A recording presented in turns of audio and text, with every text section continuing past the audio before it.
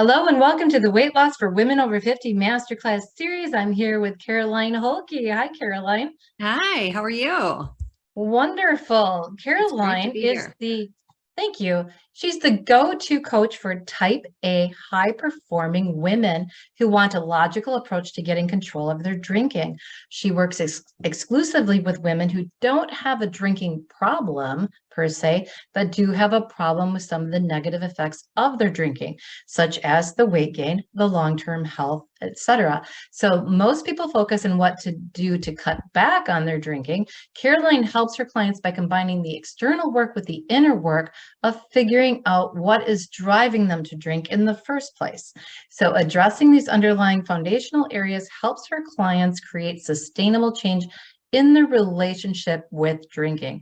So Caroline is here to tell us how to drink less without deprivation.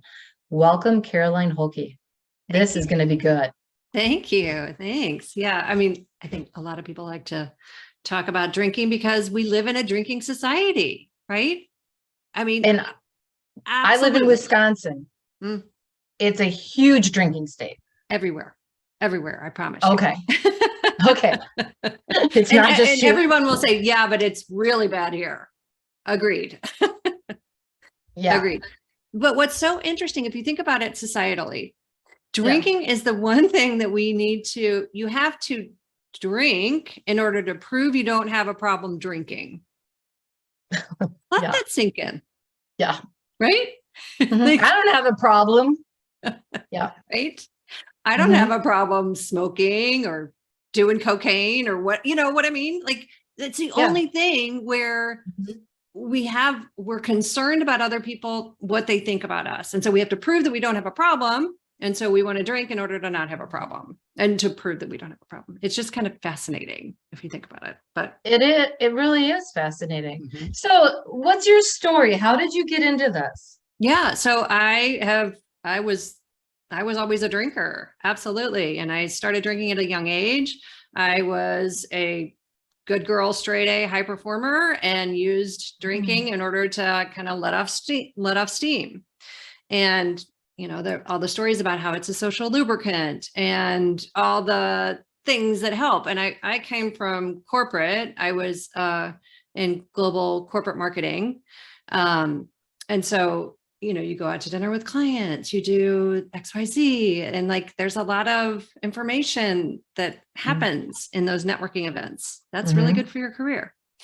So I definitely was a drinker. And I realized at one point that it was just kind of getting a little bit more than I wanted it to be. I realized that the best example that I use quite a bit, because I think it's a good example, is that I felt like I was driving with the emergency brake on. Like I Oh, continued sure. to Sure. perform and I continued to get promoted and family life was fine, great, all that kind of stuff. Kids were thriving, da, da, da, da, da. But I knew that it wasn't as good as it could be. Yeah. And I knew that. And that's why I say you can have a problem with drinking, with some of the effects of your drinking, without having a quote unquote drinking problem. Mm-hmm. And sometimes, I get critiqued for I'm playing with words here or whatever, but like if you know, is my point. Because that is definitely where I fell. And from my background, my brother was an alcoholic. He was in AA. He did all the things, rehab a number of times, all that kind of stuff. And so I know what that looks like. And I knew that what my drinking looked like didn't fall into that category. And so what I did was I just was aware of it. And then I met a coach who talked about, stopping over drinking, not stopping drinking, but just getting rid of the shitty parts of drinking, basically. And I was like, that's exactly what I want. So I started doing that work. And then I just realized that, I had all these stories about how I used to love drinking and that with a glass of wine, things got better. But if you think about that rationally, I'm still sitting in the same spot. I still have the same stresses. I still have the same things going on externally. It's just there was this story in my head that things were better. When you were It's drinking. really just Yeah. kicking the can down the road. Mm-hmm. So what I did was I tell the story about how my last hangover was in August of 2016. And that after that point, then I found this coach, I started doing this work, and I was really happy with my drinking. And then when COVID hit, my rebel side kind of kicked in because everybody else was talking about how they were drinking so much at home. And I was like, well, I don't want to be like the crowd. So I'm going to go over here and I'm just going to quit drinking for a period of time. And so I did that, and I really just, and that worked great for me. I really enjoyed that. Actually, I want to change my language a little bit there. I didn't quit drinking. I don't like saying that I quit drinking, because I can drink whenever I want to, because I'm a grown adult and I'm allowed to do any of that stuff. And sometimes, for me, like that, I can't, it rubs me the wrong way. So I did that for a couple of years, and nowadays I will have a glass of wine periodically, but it's, 6 a year maybe, or something, like it's very periodic. Yeah. So that's kind of where I am. And then, and so how I got here was that I was in corporate. I worked for a big corporation. I did that for over 20 years. When COVID hit, I decided that, that chapter was kind of complete. And I decided that I wanted to do this work and help other women with their drinking. I think that's wonderful, because there are so many women that need your help. Tremendously. Yeah. Yes. So I know you talk about over drinking and overeating are symptoms of underfeeling. Yes. Yes. So tell us about underfeeling. Yeah. This is interesting to me. I had to stop and think about that for a minute. Yeah. Yeah. Okay, let's talk about that, because if we think about, not only do we live in a drinking society, but we also live in a society, if we're talking certainly Western society, okay, that very much appreciates the rational thought. Mm-hmm. I typically work with high performers in some sort of a, that can be a professional career, that can be whatever, how you're going to define that. But a lot of times, in order to get ahead in these environments, we as women have learned to, again, think about that rational thought. We are living in our heads way more so than our bodies. We've learned to turn off that emotion piece, because it's career suicide to cry at the office, or, show them that you've been ruffled, or any of those kind of things. Right. So We've learned how to turn those off. Okay. Not only in a corporate environment, but also that's so often how we've been raised as well. I know that in the household that I grew up in, it was like, children were to be seen and not heard. It was, go to your room and collect yourself and come back when we can talk. Like, my parents didn't say this, but I've heard other people say, I'll give you something to cry about, or, that whole thing. Right. Yeah. Mm-hmm. So what's that message there? That message is these emotions are wrong. We got to shove them down. And we don't know what to do with them. We were not taught how to deal with them, other than go to your room and collect yourself, or, hold it in, like deal with it later. Mm-hmm. And they have to go somewhere. Mm-hmm. And so rather than internalize them and just put them inside. Yeah. And so we've learned that we can buffer them away by eating or drinking or shopping, or some people buffer by overworking. They do a lot of different things in order to distract themselves from these negative emotions. Some of us do all of those. Yes, of course. We're human beings. Of course. Yes. Yeah, I think in the past I've been a combination of all of those, except for maybe the shopping. I'm not like a huge shopper, but yeah, you internalize everything.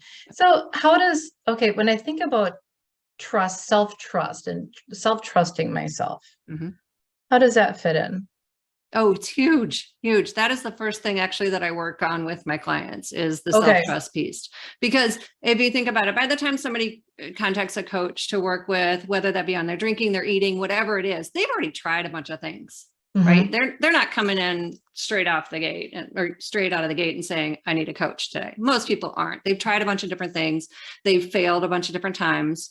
And they're like, I can't do it on my own. I don't trust myself to do it on my own. I've got to hire somebody else for the accountability for XYZ. You're smiling because this resonates, right? Yeah, absolutely. Right. I hear it. I mean, not only from like what we see with our clients, but like what we know as human beings. Like, yes, I'm a human being. This is what I do too. Right. So the self-trust piece is totally lacking. So that's what I start with my clients is let's figure out how we can rebuild that. How can we reestablish self-trust? Because it's so critical. I mean, so often our relationship with alcohol is a reflection of our relationship with ourselves. True.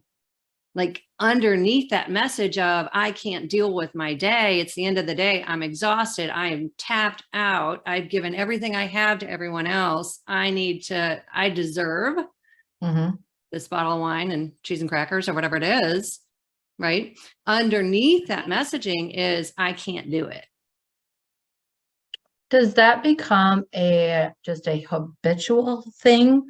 Whereas when I remember going through my divorce, my mom's brain tumor, I mean, I was menopausal, gaining weight, unhappy time in my life, my daughter leaving for college, everything happened at one time, right? But I loved, at the end of the day, having my glass of wine, my cheese and crackers. I think it became habitual for me because that was my soothing. That was, let's watch a movie now. It's my time. It's so 100%. That became an everyday thing. Yeah, that becomes a neural pathway because that's a guaranteed dopamine hit right there. Like, you know, in the olden days, the cavemen had to go out and forage for the red berries. In this case, you just have to go to the fridge and get the Chardonnay. Yeah. It's very easy. Think about it. So your brain's actually working very well. It's doing exactly what it's supposed to do. The thing is that only works for so long, right? Right. And then when that becomes the go-to, rather than dealing with the emotions of, I'm really sad. I'm sad about my mom and my daughter and, you know, the divorce and all these kind of things. Like at some point we have to deal with what the reality of life. Because there's only so long that we can continue to drink it away, eat it away, shop it away, all that kind of stuff. Right. And I think I came to the point where I understood then what was happening with my metabolism, my hormones, and why I was continued to gain the weight at that point. And I had to turn all of that around. Yeah. So can you still have fun without drinking? Oh my gosh, 100%. I think it's more fun without drinking. I not too long ago, I was telling you I was just on a trip, but walked by this bar and there were all these people outside, you know, kind of out on the sidewalk, and it wasn't even that late. And there was a particular crew and they were just hammered. And you know, they're like kind of yelling at each other. They're kind of like repeating themselves. They're kind of falling all over each other, all that kind of stuff. And I'm like, that just doesn't seem like fun. You know, are they going to remember it the next day? Maybe when they see their credit card bill, or, you know, if they've remembered their credit card, whatever it is. Yeah. But the point of going out is really to be with who you're with. It's for the company. It's for the food. It's for the whatever it is. And so often when we default to drinking as the activity, then we're missing out on what's going on in front of us. I think we can all kind of relate to, or we know somebody who, you know, when the waiter is pouring the end of that wine, you know, whether it be us or somebody else, you can kind of see who's watching that. Like who's going to get the last of that wine? Did they get enough? Did they, you know, and that becomes the focus, not the people around the table. Oh, that's so good. So how do you change that relationship you have with the bottle or the box of wine or the drinking? Yeah. Well, if you think about it as a neural pathway, I think the first place to start is there's nothing wrong with anybody when they're over drinking. It's like your brain is actually doing what it's supposed to do. Okay. Our society says there's so much shame and stigma and all that kind of stuff associated with it. But if you think about it from a pure brain standpoint, your brain is doing exactly what it's supposed to be doing. And like kind of settling into that is like, okay, now I can see that. Then it becomes, let's treat it like any habit. Like right now, you've got a substance with high dopamine, you've got a lot of repetition, and that creates desire. It's like pretty formulaic, really. Sounds like sugar. Absolutely. Mm-hmm. Same thing. So in order to reduce that desire, we go back to animal behavior. We go back to Pavlov's dogs. And we have to recognize that this is happening. This neural pathway is happening. So in order to reduce that desire, we have to sit with those urges. We have to allow the bell to ring. If we go to Pavlov's dogs, the dogs would start to salivate when they heard the bell ring, when they heard the research assistants coming down the hallway. And so in order to kind of decouple that bell, for us, it's typically 5 o'clock or, come home from work or sitting in front of the TV or that conditioning. We want to decouple that conditioning with rewarding it with the drink. And what that actually means is what that looks like on paper and in real life is I'm going to sit with the urge. I'm going to allow that urge I'm going to be with that urge. And what I tell my clients is if you are committed to allowing yourself 100 urges, allowing meaning I'm going to sit with that urge. I'm not going to respond to it. I'm not going to answer it. I'm not going to reward it with another drink. If somebody comes to me and says, I'm committed, I'm going to allow 100 urges, there is no doubt in my mind that they will be able to change their relationship with alcohol. Now, here's the little secret. Most people don't get to 100. We don't have to get to 100. Okay. It's like, it's obviously everybody's mileage may vary, but when you truly sit with that urge, it's life-changing because we don't know how to do it. We don't have to, because we can go to the fridge, we can go to the store, we can, whatever we need to do. We don't have to sit with that urge. Okay. That's so interesting. So I think a lot of people have problems just sitting. Oh yeah. Not even just like the urge of sugar, the urge of alcohol. Some people just have a problem just sitting in silence they're like, I don't know what to do. Right. Yeah. Because they don't want to hear the mental chatter. Yeah. And some of that mental chatter is not so nice to ourselves. Nope. It's not. So what is one thing that the listeners can do today to help their own drinking? Just sit with the urge? Yeah. And that sounds like, I want to go to kind of the next level. Yes, it is about sitting with the urge. And so if you've got some sort of a meditation practice, it is, kind of allowing yourself just, even if it's for 30 seconds, even if it's putting it off for that 30 seconds, 10 seconds, whatever it is. But being with yourself and understanding what the truth is for you right now. I like to say, what is it that I need right now? Like my primitive brain, my habit brain is telling me that it'll all go away if I have this sugar, if I have this, glass of wine, whatever it is. But if I pause even just for a minute, not even for a minute, because let's start with baby steps. We're going to build up some self-confidence, some self-trust here. Let's start with like 10 seconds. What is happening for me right now?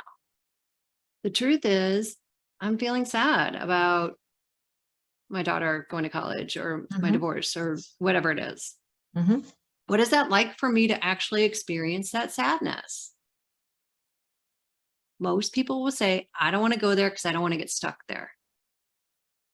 I don't want to get, we imagine this like vortex, this black hole where we're never going to come out. And that is the story that we all kind of believe about our emotions, but our bodies were designed to feel our emotions. No one has ever died from feeling our emotions. Now, our primitive brain is going to tell us a totally different story. It's going to talk about that black hole, and we're going to get sucked in and never come out again, and all hell's going to break loose. But when we isolate the story from the reality and recognize that story piece, and like, maybe that's not true. That's all we need. Just like open the door just a crack. Maybe it's not true.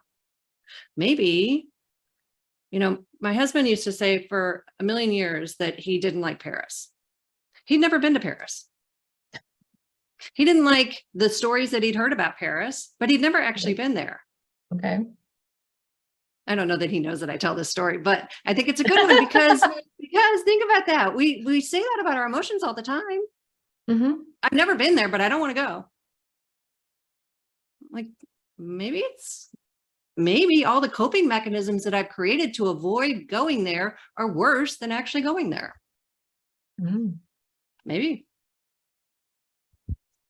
So when you talked about like how we were taught, but like things that I heard growing up, and you kind of I internalized things. Mm-hmm. I'll just say it. I internalized things, and I understand everything that you're talking about.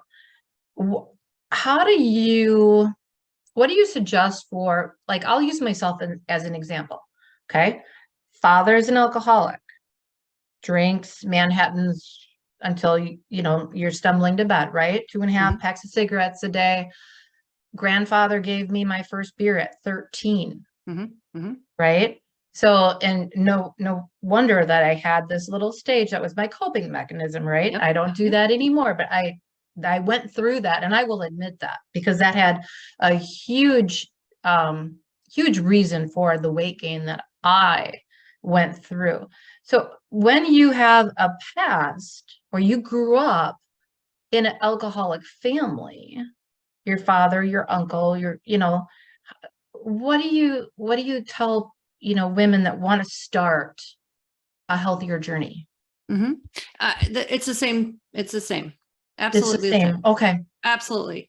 Because actually sometimes the people that have come from the alcoholic background, they might be more primed to say, I don't want that. Oh, okay. Than somebody that hasn't experienced that. We don't know.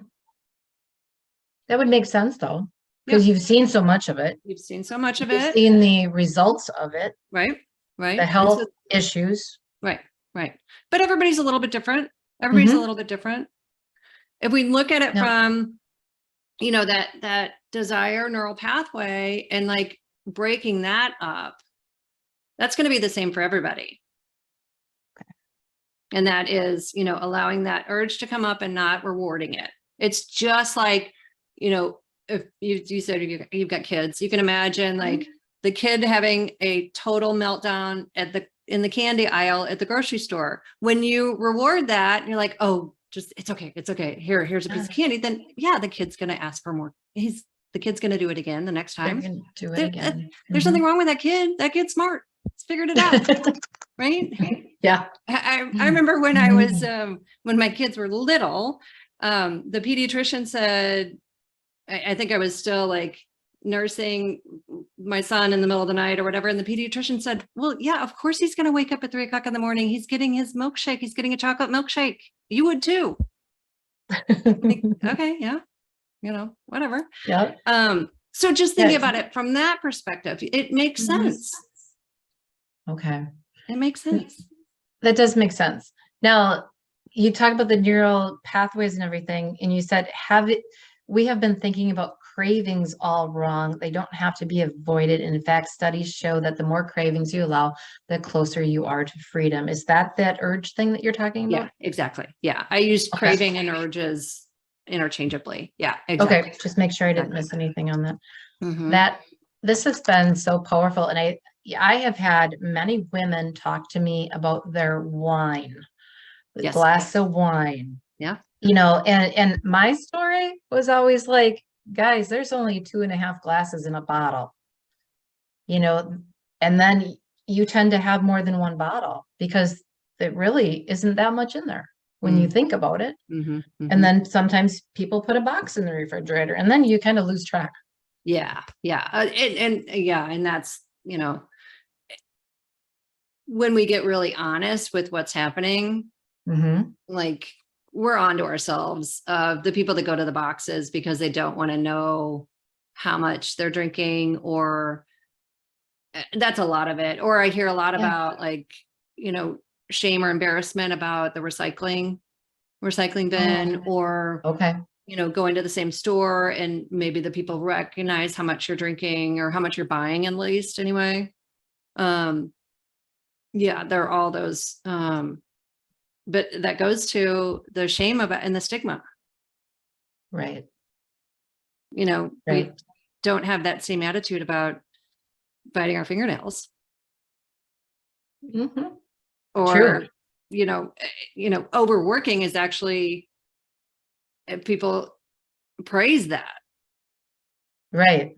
Yeah. And you're doing, if you think about it, just like from that perspective of I'm avoiding my emotions, I'm just going to do this in order to, not be over here and feel my sadness. I know I can bury it in working or working out or whatever it is. It's kind of the same. A lot of the same things are going on underneath, is my point. Yeah, very good points. So I know that you have a free course for the viewers, a stop over drinking course. Yes, can you tell us a little bit about that? Yeah. I put this together because this really contains kind of the key fundamentals of what I wish I had known from the beginning. And I created it as an email course. So there are a couple different reasons for that. First and foremost is I'm not one, I guess I don't have enough patience or something. I don't want to have 18 videos or whatever. I want short and sweet. I want it as condensed as possible. I don't want to have to show up at a certain time, because the other thing too, we'll go back to that stigma thing, and there's a lot of shame associated with this. And so when it's delivered via email, it's all asynchronous. And so you can watch it at your convenience, and it's always there when you want to go back to it. Love that. And so, yeah. And so there are 3 parts to it. First, and we've talked through a little bit of it, but there's nothing wrong with you. Your brain's actually working the way it's supposed to. It's all good. And like, honestly, when we can kind of settle into that and like, really take that in, that there's nothing fundamentally wrong, and that helps get our power back too. It's like, oh, once I see it actually makes sense, then we're coming from a position of strength of like, oh yeah, well, I can change it too, because my brain learned it. So it can obviously unlearn it. I feel there's a lot of things that we grew up learning that we now need to unlearn. Oh my gosh, yes. But we're probably like doing it to our kids too. The dieting thing, or the weight management, or the, whether it's eat less, exercise more, but there are so many things that even our own parents taught us or didn't teach us that we need to learn or unlearn. Absolutely. I do have one little trick, if I can, one little tip that will help with urges. So if you take any object, I've got my iPod case here. When an urge hits, what's helpful is, until you're at the stage where, let's start with what's going on, what do I really need? That's great. If that you're like, forget that, this lady's crazy, I don't want to hear anything about that. I want to suggest that you try this. And this is called bilateral stimulation.